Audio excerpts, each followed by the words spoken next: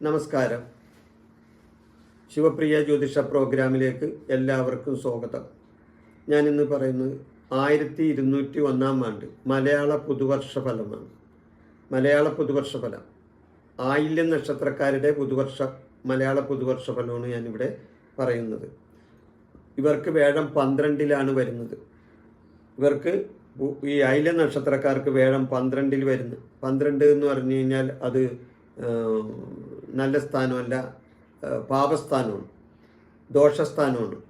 അപ്പോൾ ചെലവിൻ്റെ സ്ഥാനമാണ്. അപ്പോൾ ചെലവ് കൂടുതൽ, വരവിൽ കൂടുതൽ ചെലവ് വരാം. പിന്നെ പാപസ്ഥാനത്തും കൂടിയാണ് നിൽക്കുന്നത്. ചെയ്യുന്ന കാര്യങ്ങളിൽ എല്ലാം ഒരു തൃപ്തിയില്ലായ്മ വരാം. ചെയ്യുന്ന കാര്യങ്ങളെല്ലാം അബദ്ധമായി വരാം, അല്ലെങ്കിൽ പാപസംബന്ധമായി വരാം.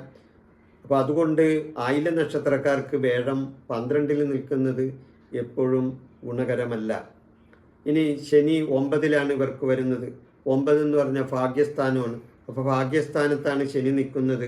ഭാഗ്യദോഷാനുഭവങ്ങൾ കൂടുതലായി ഉണ്ടാകുന്നതാണ്. ഗുരുക്കന്മാർക്കും ഗുരുകാരണവന്മാർക്കൊക്കെ ദോഷങ്ങൾ ഉണ്ടാകാനായിട്ടുള്ള സാധ്യതയുണ്ട്. പിതാവിൽ നിന്നും കിട്ടേണ്ട സ്വത്തുക്കളോ അല്ലെങ്കിൽ പിതാവിൽ നിന്നും കിട്ടേണ്ട ആനുകൂല്യങ്ങളോ അല്ലെങ്കിൽ പിതാവിനോട് ഉള്ള സഹവർത്തിത്വത്തിനൊക്കെ ദോഷ അനുഭവങ്ങൾ ഉണ്ടാകാനായിട്ടുള്ള സാധ്യതയാണ് ശനി 9-ൽ നിന്നാൽ വരാൻ പോകുന്നത്. കൂടാതെ രാഹു 8-ലാണ് ഇവർക്ക് നിൽക്കുന്നത്. 8-ൽ നിൽക്കുന്ന രാഹു മരണഭയം ഉണ്ടാക്കും, രോഗത്തിന് കാരണമായെന്ന് വരാം, അപവാദം കേൾക്കാനൊക്കെയുള്ള ഇടവരും, വാക്ക് തർക്കങ്ങളെല്ലാം ഉണ്ടാകും. അങ്ങനെ രാഹു 8-ൽ നിന്നാൽ ആയില്യം നക്ഷത്രക്കാരെ സംബന്ധിച്ച് അത്ര ഗുണകരമല്ല.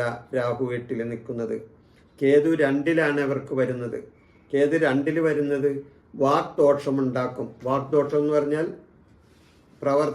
വർത്തമാനത്തിൽ തന്നെ ദോഷാനുഭവങ്ങൾ ഉണ്ടാകും. സംസാരത്തിൽ ഇവർ മിതത്വം പാലിക്കേണ്ടതാണ്. കേതു 2-ൽ നിൽക്കുമ്പോൾ ആയില്യം നക്ഷത്രക്കാർ ചെയ്യേണ്ടത് അതാണ്. ധനപരമായ 2 ധനസ്ഥാനം കൂടിയാണ്. അതുകൂടാതെ വിദ്യാസ്ഥാനവും കൂടിയാണ്. വിദ്യാഭ്യാസപരമായ വിദ്യാർത്ഥികൾക്ക് തടസ്സങ്ങൾ ഉണ്ടാകാൻ സാധ്യതയുണ്ട്, ധനനഷ്ടങ്ങൾ ഉണ്ടാകാൻ സാധ്യതയുണ്ട് കേതു 2-ൽ നിൽക്കുന്നത് കൊണ്ട്. അപ്പോൾ 2-ലെ കേതു വാഗ്ദോഷങ്ങൾ ഉണ്ടാക്കും, ധനനഷ്ടങ്ങൾ ഉണ്ടാക്കും, വിദ്യാതടസ്സങ്ങൾ ഉണ്ടാക്കും.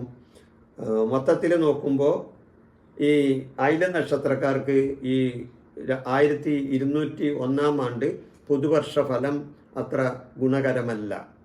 ഇവർ പരിഹാരമായിട്ട് വിഷ്ണു പ്രീതി നടത്തുന്നത് നല്ലതാണ്.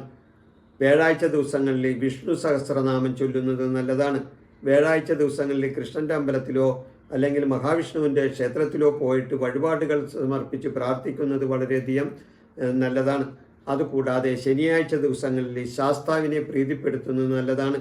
എള്ളുതിരി കത്തിക്കുകയോ നീരാഞ്ജനം ചെയ്യുകയോ കത്തിക്കുകയോ എള്ള് നിവേദ്യം വെക്കുകയോ ശനീശ്വര പൂജ നടത്തുകയോ ഒക്കെ ചെയ്യുന്നത് ഈ ആയില്യം നക്ഷത്രക്കാരെ സംബന്ധിച്ച് വളരെയധികം നല്ലതാണ്.